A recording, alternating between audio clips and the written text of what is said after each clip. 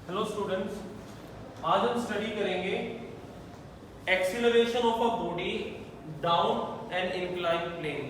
किसी incline plane से जब कोई बॉडी ऊपर से नीचे आ रही हो तो वो कितने एक्सीलरेशन के साथ नीचे आएगी वो हम आज डिस्कस करने वाले हैं। इससे लास्ट वीडियो में जो आपने एंगल ऑफ फ्रिक्शन और एंगल ऑफ रिपोज किए थे उनका बहुत इंपॉर्टेंट रोल रहेगा आज के टॉपिक्स में। तो अगर आपने वो अच्छे से समझे हैं तो आज वाले दोनों टॉपिक्स जो है आपको वो बहुत अच्छे से समझ में आने वाले हैं। सबसे पहले एक इंक्लाइन प्लेन हम ड्रॉ कर लेते हैं। ये आपके पास हॉरिजॉन्टल प्लेन और ये है आपके पास इंक्लाइन प्लेन। और मान लेते हैं ये जो इंक्लाइन प्लेन है इसका जो एंगल है वो है थीटा। हॉरिजॉन्टल से आपने इंक्लाइन प्लेन को थीटा पे उठा दिया है। यहाँ कोई बॉडी रखी हुई है, ये एक बॉडी है आपके पास जो डाउन आने वाली है। तो दो चीजें आपको कल बताई गई थी जब हमने लास्ट वीडियो की थी, क्या कि एक तो इस बॉडी का वेट जो है वो हमेशा क्या होगा, डाउनवर्ड डायरेक्शन में होगा, और एक इस बॉडी पे परपेंडिकुलर रहेगा हमेशा नॉर्मल रिएक्शन। तो इस बॉडी की परपेंडिकुलर डायरेक्शन ये होगी आपके पास, ये इस बॉडी पे परपेंडिकुलर है, इसको बोलते हैं हम आर। ये दो बातें कल हमने डिस्कस की थी। ये भी बोला था कि r जो है mg के मैग्नीट्यूड में इक्वल होता है, लेकिन वैसे डायरेक्शन में होता है अपोजिट। लेकिन यहाँ तो इनकी डायरेक्शन भी अपोजिट नहीं है, तो फिर यहाँ पर हमें क्या करना पड़ेगा, mg को रिजोल्व करना पड़ेगा। रिजोल्व का मीनिंग है हॉरिजॉन्टल और वर्टिकल कंपोनेंट में इसको कन्वर्ट करना पड़ेगा। तो यहाँ हम इसको एक्सटेंड करते हैं, ये एंगल थीटा तो ये भी एंगल थीटा, ये कंपोनेंट mg का बन जाएगा mg cos थीटा, क्योंकि ये बेस है। और फिर इसके परपेंडिकुलर ड्रॉ करोगे तो ये परपेंडिकुलर है, इसको बोलेंगे mg sin थीटा। mg को रिजॉल्व किया है, अब r किसको बैलेंस कर रहा है, mg cos थीटा को बैलेंस कर रहा है। सेकंड चीज, डेफिनेशन के अकॉर्डिंग, स्टेटमेंट के अकॉर्डिंग बॉडी जो है वो डाउन आने वाली है। बॉडी के मोशन की डायरेक्शन रहेगी ये, तो आपको पता है फ्रिक्शनल फोर्स की डायरेक्शन तो मोशन के अपोजिट होती है। तो अगर बॉडी की डायरेक्शन ये है तो फिर फ्रिक्शनल फोर्स की डायरेक्शन जो है वो होने वाली है हमारे पास ये हमारे पास फ्रिक्शनल फोर्स होगी, क्योंकि ये हमारे पास अप्लाइड फोर्स की डायरेक्शन आ रही है। ठीक है, अब दूसरी बात जो आपको क्लियर होनी चाहिए वो क्या, कि हमने ये बोल दिया है स्टेटमेंट में कि बॉडी डाउन आ रही है, तो इसका मीनिंग ये है कि ये वाली फोर्स इस फ्रिक्शनल फोर्स से क्या है, ज्यादा है। क्योंकि अगर ये दोनों इक्वल होते तो ये बॉडी मूव नहीं कर पाती। आपने फ्रिक्शन के टाइप्स में पढ़ा हुआ है कि जब फ्रिक्शनल फोर्स इक्वल या ज्यादा होती है अप्लाइड फोर्स से तो बॉडी मूव नहीं करती। इस केस में हमने पहले ही बोल दिया कि बॉडी इंक्लाइन प्लेन से डाउन आएगी तो उसका एक्सीलरेशन निकालना है। इसका मीनिंग ये बॉडी डाउन आ रही है तो ये वाला फैक्टर जो है mg sin थीटा ग्रेटर है किससे, f से। जितना ज्यादा ग्रेटर होगा, जितना डिफरेंस होगा, वही डिफरेंस क्या देगा, मोशन देगा। दोनों फोर्स है, अगर ये 100 न्यूटन की फोर्स है, ये 80 न्यूटन की फोर्स है, तो इस 80 न्यूटन ने से इसके 100 में से 80 को तो बैलेंस कर रखा है, एक्स्ट्रा कितना है 20 न्यूटन, तो वही 20 न्यूटन इसके ऊपर लग रहा है डाउन आने के लिए। तो अप्लाइड फोर्स कैसे पता लगेगी, अप्लाइड फोर्स होगी F, कैपिटल F, और वो इक्वल होगी mg sin theta minus small f। जो अप्लाइड फोर्स है F जिसकी वजह से वो डाउन आ रहा है वो इक्वल होगी इस फैक्टर में से, अगर हम ये वाला फैक्टर माइनस कर दें। लेकिन यहाँ पर अप्लाइड फोर्स नहीं लिख सकते क्योंकि आपने फोर्स नहीं अप्लाई की है, ये तो अपने आप नीचे आ रहा है। इसलिए इस F को जनरली जब आप बुक्स में इसको देखोगे तो आपको F ना लिखा दिखाई देगी, सीधा आपको यहाँ पर लिखते हैं MA। आपको F वर्ड नहीं दिखाते, सीधा डायरेक्ट MA लिखा जाता है कि ये अमाउंट वो जो डाउन आने में लग रहा है, ये जो ऑलरेडी उसकी वेट की वजह से था, और ये जो अपोजिशन उसके ऊपर लग रहा है। तो अब हम इसकी वैल्यू पुट कर देते हैं, ये हमें पता है ऑलरेडी क्या है। देखो MA is equal to mg sin theta minus F का एक रिलेशन हमने किया है लास्ट वीडियो में, वो होता है F is equal to mu R। ये चीज हमने कर रखी है तो वही वैल्यू पुट कर रहे हैं, म्यू की जगह लिख रहे हैं म्यू आर, एफ की जगह म्यू आर लिख दिया हमने। Third line mg sin theta minus mu ऐसे का ऐसे, आर को कोई बैलेंस कर रहा है, वो क्या है, आर को बैलेंस करने वाली चीज है हमारे पास mg cos थीटा। तो आर की जगह हम लिख देते हैं mg cos थीटा। वैल्यूज जितनी पुट करनी थी हम पुट कर चुके हैं। अब हम कॉमन दे के कैंसिल आउट करने वाले हैं। तीनों में m कॉमन है तो m कैंसिल आउट हो जाएगा। जो बचेगा वो है a g sin theta minus mu g cos theta. एक चीज अभी भी कॉमन आ रही है वो है g, और अब अंदर रह गया sin theta minus mu cos theta.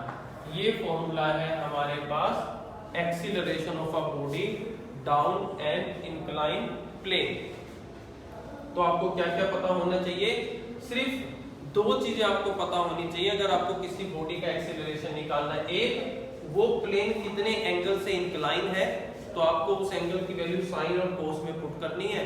दूसरा, आपको वहां पे कोफिशिएंट ऑफ फ्रिक्शन पता होना चाहिए। जी की वैल्यू आपके लिए नोन होती है तो आप इजीली क्या निकाल सकते हो, वहां से ए निकाल सकते हो। म्यू की वैल्यू या तो आपको गिवन होगी, अगर नहीं गिवन होगी तो फिर ये दो चीजें आपको गिवन होंगी, फिर इन दो चीजों की हेल्प से आप क्या निकाल सकते हो, म्यू निकाल सकते हो। इसी केस में क्या हो, अगर फ्रिक्शनल फोर्स जीरो हो जाए, अगर फ्रिक्शनल फोर्स को हम जीरो कर दें तो क्या जीरो होगा, अगर फ्रिक्शनल फोर्स जीरो होती है तो जीरो क्या होगा, म्यू।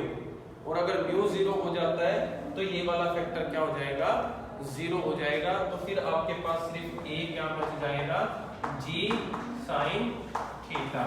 कब, इफ फ्रिक्शन इज जीरो। ये भी स्पेशल केस है जो आपको याद रखना है कि अगर फ्रिक्शन जीरो हो जाए तो एक्सेलरेशन का फॉर्मूला सिर्फ क्या रह जाता है, a is equal to g sine theta.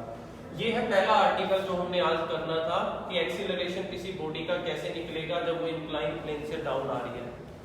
अब हम करने जा रहे हैं आज का सेकंड आर्टिकल, जिसमें अगर ये बॉडी डाउन की बजाय अप जा रही हो इंक्लाइन प्लेन पे, तो आपको कितना वर्क डन करना पड़ेगा।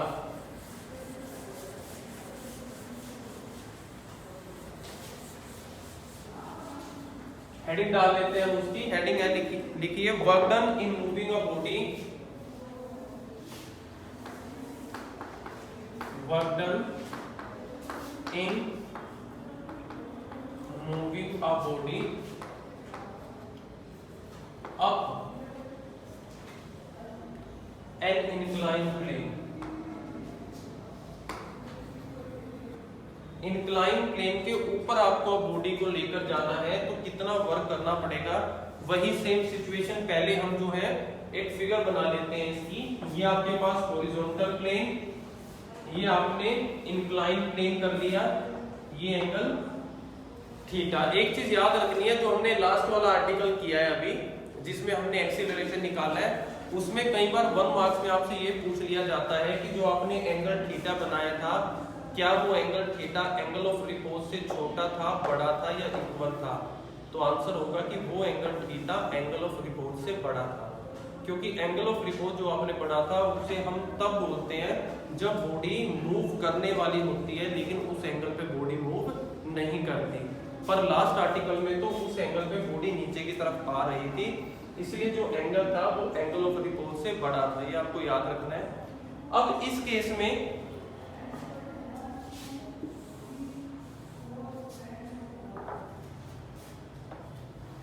देखिए, ये आपके पास बॉडी है, वही सेम स्टेज, इसका सारा वेट डाउनवर्ड, इसके ऊपर लगने वाला नॉर्मल रिएक्शन R, ये है आपके पास। अगेन आप इसको रिजॉल्व करोगे mg को, तो ये हो गया आपके पास mg cos थीटा, ये भी एंगल थीटा, और ये हो गया आपके पास mg sin थीटा। अब हम बॉडी को नीचे लेके आ रहे हैं या ऊपर लेके जा रहे हैं, हम बॉडी को ऊपर लेके जा रहे हैं। तो यानी कि जो फोर्स हम लगा रहे हैं वो फोर्स किस डायरेक्शन में लग रही है, अपवर्ड डायरेक्शन में। तो अप्लाइड फोर्स की डायरेक्शन है ये, और जिस डायरेक्शन में अप्लाइड फोर्स लगती है फ्रिक्शनल फोर्स हमेशा उसके अपोजिट लगती है, तो फ्रिक्शनल फोर्स की डायरेक्शन होगी ये। अब सेम डायरेक्शन में दो फोर्सेस काम कर रही हैं, एक F और एक mg sin थीटा। ये आपको याद रखना है क्योंकि बाद में हम इसको इक्वेट करने वाले हैं। ठीक है, ये था हमारे पास डायग्राम, जितनी भी वैल्यूज हमें शो करनी थी हमने शो कर दी है।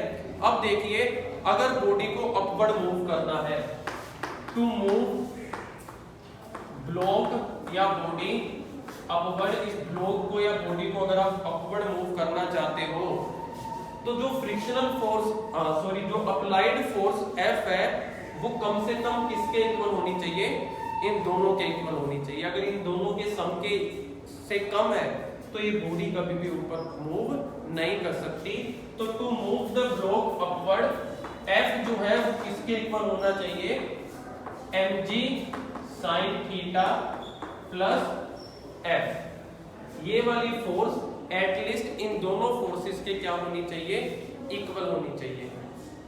अब नेक्स्ट हेडिंग क्या डाली है हमने, इसमें क्या निकालना है, हमें वर्क डन निकालना है। Now work done is formula, वही बेसिक फॉर्मूला जो आपने वर्क डन का 9th स्टैंडर्ड से कर रखा है कि वर्क डन इक्वल होता है फोर्स इनटू डिस्प्लेसमेंट के। वर्क डन किसके इक्वल होता है, फोर्स इनटू डिस्प्लेसमेंट। डॉट हम यहां पर यूज करते हैं, फिर आप डॉट हटाते हो तो F S cos थीटा लगा देते हो। थीटा डिपेंड करता है फोर्स और डिस्प्लेसमेंट पे। फोर्स लग रही है ऊपर की तरफ, बॉडी भी कहां जा रही है, ऊपर की तरफ, दोनों की डायरेक्शन सेम है। थीटा की वैल्यू 0 हो जाएगी, cos 0 1 होता है, तो W सिर्फ क्या रह जाएगा, F S रह जाएगा। ये फैक्टर यहां से चला जाएगा। दोबारा देख लीजिए, थीटा डॉट प्रोडक्ट हटाइए तो cos थीटा आता है। थीटा होता है फोर्स और डिस्प्लेसमेंट के बीच की डायरेक्शन। फोर्स की डायरेक्शन भी अपवर्ड, डिस्प्लेसमेंट भी बॉडी का ऊपर की तरफ हो रहा है, दोनों की डायरेक्शन सेम है। सेम डायरेक्शन में एंगल 0 हो जाता है, cos 0 की वैल्यू 1 और W रह जाएगा Fs के इक्वल। F की वैल्यू आप यहां से पुट करिए, mg sin theta plus F, बाहर के आपके पास S मल्टीप्लाई में है, ये है हमारे पास फॉर्मूला। और अब इसमें हम और एक्स्ट्रा क्या पुट कर सकते हैं, F की वैल्यू आप पुट कर सकते हो। देखिए mg sin theta plus mu r, बाहर S है, ये आ गया W के इक्वल। और R की वैल्यू भी आप दोबारा पुट कर सकते हो, R की वैल्यू आएगी आपके पास mg cos थीटा। तो वो वैल्यू जब आप पुट करोगे तो W is equals to mg sin theta plus mu mg cos theta, और बाहर मल्टीप्लाई में क्या है आपके पास S है। ये फॉर्मूला है आपके पास किसका, वर्क का। ये रिजल्ट है हमारे पास। यहां से हम निकाल सकते हैं कि कितना वर्क होगा अगर आप किसी बॉडी को किसी इंक्लाइन प्लेन पर ऊपर की तरफ लेकर जाते हैं। और अगर स्पेशल केसेस आपको इसके करने हैं तो स्पेशल केसेस में फिर आपको वही फ्रिक्शनल फोर्स को आप 0 पुट कर सकते हो। अदरवाइज जो है ये दो आर्टिकल है जो इंपॉर्टेंट है, क्वेश्चन भी पूछा जाता है आर्टिकल्स का इनका, और न्यूमेरिकल में भी आपको ये कंसेप्ट, जरूरी नहीं है कि फॉर्मूला आपको न्यूमेरिकल में यूज करने को मिले, आपको ये कंसेप्ट भी याद होना चाहिए। अगर कोई केस दे दे कि बॉडी ऊपर जा रही है तो कौन सा कंपोनेंट नीचे की तरफ होगा, कौन किसको बैलेंस कर रहा है, कैसे कंपोनेंट को रिजॉल्व करोगे, ये अगर नॉलेज आपको नहीं है तो आप एक सिंगल न्यूमेरिकल भी सॉल्व नहीं कर पाओगे। क्योंकि इस टॉपिक्स के न्यूमेरिकल उतने सिंपल नहीं होते कि आपको फॉर्मूला याद हो और आप फॉर्मूले में सीधा वैल्यू पुट कर दो। आपको पहले जो कंडीशन दे रखी है, जो स्टेज दे रखी है, उसको सिंप्लीफाई करना पड़ता है कि सारी चीजों को रिजॉल्व करो। सिर्फ mg दे देंगे, ये आपको रिजॉल्व करने का काम जो है वो खुद करना पड़ेगा। तो दो आर्टिकल हमने आज किए हैं, इनको आपने अच्छे से रिवाइज कर लेना है।